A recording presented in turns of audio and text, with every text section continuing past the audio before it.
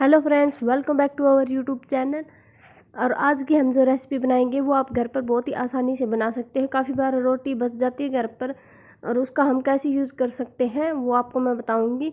बची हुई रोटी का आप मिल्क केक बना सकते हैं। जो आप मार्केट से लाकर महंगा महंगा खाते हैं वो आप बिल्कुल घर पर बना सकते हैं। बहुत ही अमेजिंग बनेगा, बिल्कुल भी पता नहीं चलेगा कि बची हुई रोटियों को बनाया है और बहुत ही कम इंग्रेडिएंट में बन जाता है। और चलिए इसको बनाना हम स्टार्ट करते हैं। सबसे पहले हम लेंगे कढ़ाई और कढ़ाई में हम डाल लेंगे घी।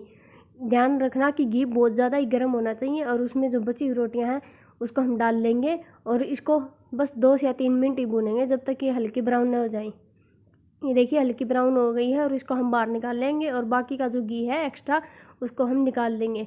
और उसके बाद एक प्लेट या थाली जो भी आपके पास उसको लेंगे और हल्का सा क्रश कर लेंगे। उसके बाद लेंगे हम ग्राइंडिंग जार में दोनों रोटी को डालकर हल्का पीस लेंगे। इसको हल्का दरदरा सा ही पीसेंगे। आप पाउडर फॉर्म में बनाए तो भी चलेगा। फिर मैंने कढ़ाई ली है और कढ़ाई में मैंने इसको डाल लिया है और इसको 2 से 3 मिनट तक ही भूनेंगे ताकि इसका जो कच्चापन है वो निकल जाए।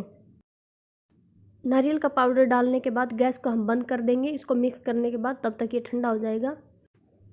अब हम पैन लेंगे, उस पैन में हम 50 ग्राम चीनी डाल लेंगे और चीनी को मेल्ट कर लेंगे। ध्यान रखना आप चीनी को ज़्यादा मेल्ट मत करना क्योंकि ये नीचे जल जाएगी और जलने के बाद इसका टेस्ट बहुत ही ज़्यादा ख़राब आता है।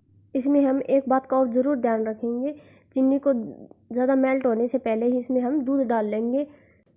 दूध यहाँ मैंने 1 गिलास लिया है। यदि आपके पास फुल फैट क्रीम दूध हो तो आधा गिलास भी ले सकते हैं। दूध को हम अच्छे से मिक्स कर लेंगे तो जब तक चीनी अच्छी तरह मेल्ट ना हो जाए। और चीनी मेल्ट होने के बाद इसमें हम डालेंगे कुछ बूंदे। अब हम सिरके के डालेंगे ताकि ये दूध हमारा फटना स्टार्ट हो जाए, हल्की दरदरी फॉर्म में आ जाए। और जब हल्की दरदरी फॉर्म में आ जाएगा तब हम इसमें डालेंगे जो हमारा मिक्स पाउडर जो किया था हमने रोटी का।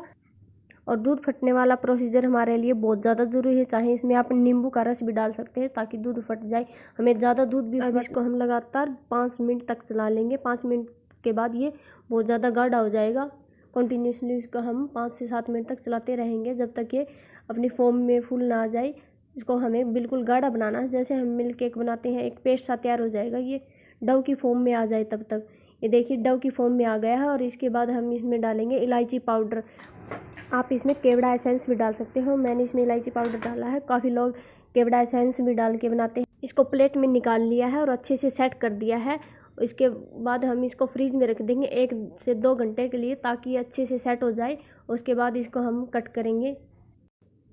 मैंने इसको उसी फॉर्म में कट किया है जैसा हम मार्केट से लाकर खाते हैं। इस रेसिपी को आप घर पर ज़रूर ट्राई करना और ये रेसिपी आप ज़रूर बनाना जब भी आपके घर में रोटियां बच जाती हैं। सभी को बहुत अच्छी लगेगी और कोई बता ही नहीं सकता ये घर पर बची हुई रोटियों से बनाई है। और प्लीज़ हमारे चैनल को लाइक, शेयर और सब्सक्राइब ज़रूर करें और कमेंट बॉक्स में ज़रूर बताना हमारी ये रेसिपी कैसी लगी आपको।